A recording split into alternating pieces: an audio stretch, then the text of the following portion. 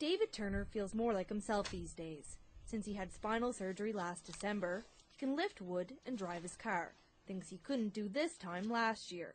But it wasn't easy. He went all the way to India to have the operation done.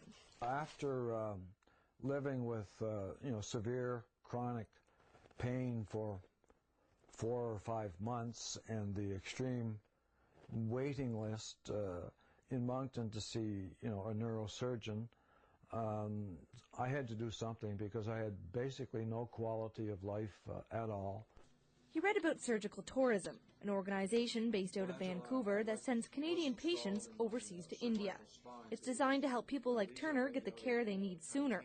Yasmin Saeed is the founder of Surgical Tourism Canada.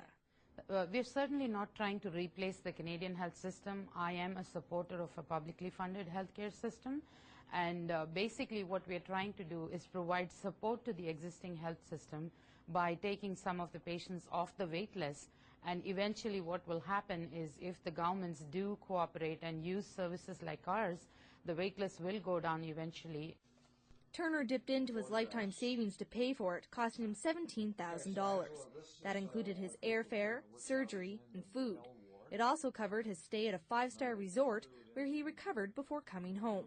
But Turner says once he made it home, that's where the deal ended. That's one of the weak points in the chain is that when you come back from your surgery in India or China or Thailand, and these countries are marketing surgical tourism as well,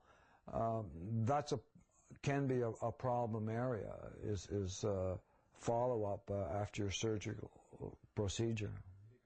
But Turner says if he had to make the decision again, he would do the same. As I look back on it now, I don't know how in the hell I ever made that decision to go there, but I'm very grateful and thankful to the support that I received from my family and the doctors and so forth. So I'm very thankful that I went, but it was a world experience, no question about it. So far, Surgical Tourism has sent 22 patients out of the country to have surgery. The company deals with 6 international hospitals, 5 in India and 1 in the United States. And it seems to be picking up because over 200 people are waiting to have their neck surgery done through Surgical Tourism. Angela McIver, CBC News, Sackville.